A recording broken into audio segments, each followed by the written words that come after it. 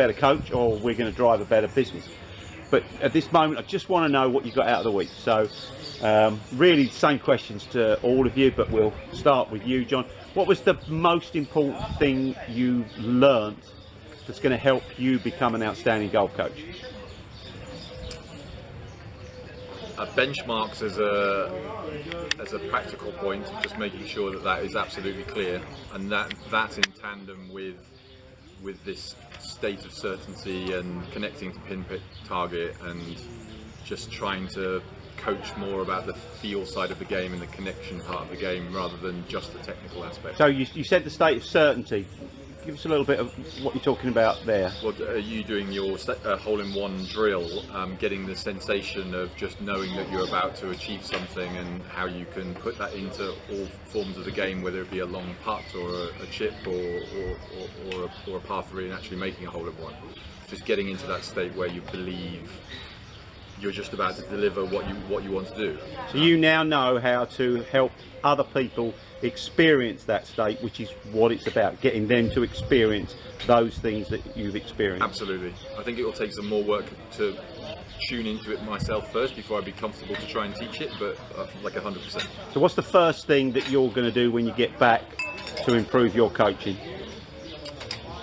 I think I'm going to make a plan of the things that are now have changed that are more important to me than they were before. I think a plan's important, so well, it is to me anyway. So I think I need to make a plan and a priority list of the things that I want to be identified with as a golf coach. Brilliant, and thanks very much for your input back to me and to your colleagues. Kieran, second time here. What's different between the first time and the second time? Different is that I had a much better idea of what I needed to do, and I feel I did it better than before. I'm going to be listening to my voice a lot more and reflecting on what I've said, and if there's something that I've missed, make sure I get it next time, or look into what it is I need to say or be doing. Also focus on accuracy of the words and emphasizing and exaggerating movements. And brilliant. Most important thing you learned this week that you didn't learn the first time? Most important thing, be present and go for it. Don't be shy. Just try your best. Yeah. Again, it's about the atmosphere that we're trying to work in, and if we have any ego coming in the way, worrying about our performance, it means that we're not going to be able to get the great feedback that's available from ourselves and for others. Thanks for coming again. Brian, first time. Yes, first time right-handed as well. Tell us a little bit about your experience. Phenomenal, absolutely phenomenal. From doing all of the online, I suppose, research, and doing all of the, how can I say, pre-work, going through all the manuals, the videos, doing all the reflections of the videos, and then you come here and the reinforcement is just so strong. It's unbelievable the transformation you can make by turning that knowledge through yourself as well, explaining, using those, all the senses. It's just, I feel myself, the transformation is incredible. And that's really obviously good to hear, especially that part where the learning doesn't take place with the pre-course work, but you get an idea of it and then you see it like blossom into its fullness while you're here. And you can sit at home all you like, you're not going to get it until you get here. Exactly, you don't. You really don't get it until you start experiencing it. Well, hopefully, despite the fact that you're still living quite some far away, we're gonna see you again in the not too distant future. Yes. Martin, interesting experience for you. Tell us a little bit about it. Oh, I've had so many. I think with the course, with the amount of preparation I did, it was great to unravel and then see how that should be applied correctly, because knowledge is so much, but how to apply that knowledge in the right way so ourselves and the client can get to maximise our time together for the results we're looking for. Yeah, fantastic. Most important thing you learned? Well, on a personal level, forgive myself for my own physical constraints, because became very aware and yes, it was clearly some ego onset there. Everyone else around me forgive me for them, but I was still holding a grudge for myself. And yeah, once I let it go, pain subsided as well. And we recreate a learning environment where we can go on and prosper. Hey, great having you with us, really. Now, Gordon, come all the way from Ireland, one of many, and great to have you here. You know, I think we really want to be aware that there is a major competitor, but we still need to be very respectful of that major competitor. And you've played at tour level and maybe going on to seniors tour. Tell us, what did you make of what you learnt here, and especially if there's anything that you learnt here that maybe you should have learnt before, but it was never available. Absolutely. The way the World Golf Teaching Federation approach coaching is like using neural pathways and stuff like that. That's all on the coal face of teaching now, as far as I can see. I never would have seen that before, or experienced it from any coaches I've ever been with down through the years. So I would fully I mean, for me, I would recommend anybody to take up a World Golf Teaching Federation coach, knowing now how they are trained and what they are trained on. Okay. So now the really good, important question to me: what 3 things? So I might stretch it. What 3 things have you learned this week that you're going to take back and put into your coaching, which the clients at your golf club are going to benefit? Could you? Absolutely. Well, I don't want to be too general when I say the lesson structure. The lesson structure is definitely a huge. It's monumental to have a lesson structure, to put it into place. It's more importantly for the client than me.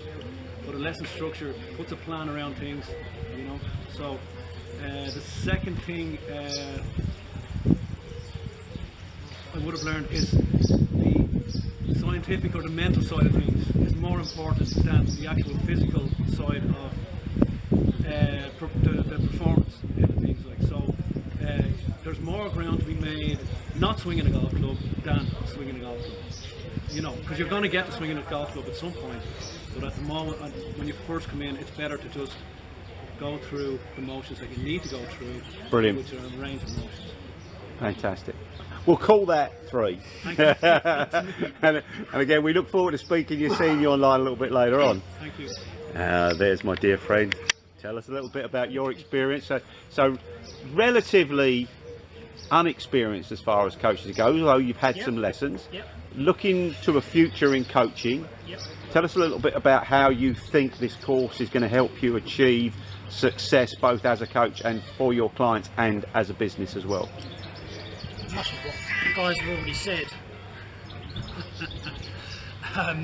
Just learning a completely different way of teaching, you know, compared to lessons I've had in the past with other pros. It's night and day difference. Exactly what Gordon just said. Learning far more without a golf club, without even hitting a ball, without even having a ball present, than I ever thought was possible.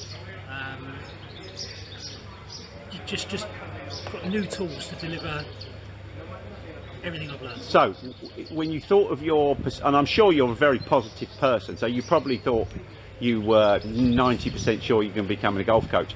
If that was the figure, has that percentage improved? That your desire and the chances of you becoming successful, has it improved because of the course? Very, very much so. Very much so, yeah. Last but not least, Conor McCann, and incredible to have an international successful hurler with us, or from the game of hurling. And the most interesting question I have for you is, what did you learn about golf coaching that you could have used to be an even better hurler? I think it's all around the inner game, the inner side of sports performance. And you know, I suppose when I was playing, that was only starting in hurling, but the inner game approach is totally applicable to any sport, I think, actually. And it's about getting your it's about getting your belief systems correct and just letting it happen with freedom, I suppose. So Fearlessly. yeah, fearlessly, yeah, exactly, yeah. So that would be, I suppose, what I would have linked back to Okay, to so that. now politics aside, has this moved you closer to wanting to know more about becoming a golf coach or moving in that direction? Or are you just going to use it for your own game improvement? No, it's and I made that point earlier in the week, but it has hugely moved me down that line. Hugely. Right, brilliant. Because it's probably the best learning experience I've ever had as an adult or a child, I suppose. Definitely the best learning experience and educational experience, and not just from yourself, but from everyone. You know? From the collaboration, Yeah, of, the collaboration. of amazing skills, talents, brains that's been And on this training. And I suppose the biggest thing of that for me is the fact that it's not the technical side, which I had the technical knowledge of golf. I would have thought I didn't have a huge amount, and I don't have a huge amount, but it's not about that. It's about the inner self and getting more out of yourself and helping others to drag that out of them. It's not about the technical, but anything that is the technical, that is all interlinked, that is all linked and used through the inner game. So there's I'm happy to proceed in the knowledge that I don't have to have all the technical skills. But you'll pick them up as you I go will along. pick them up, yeah. Cheers.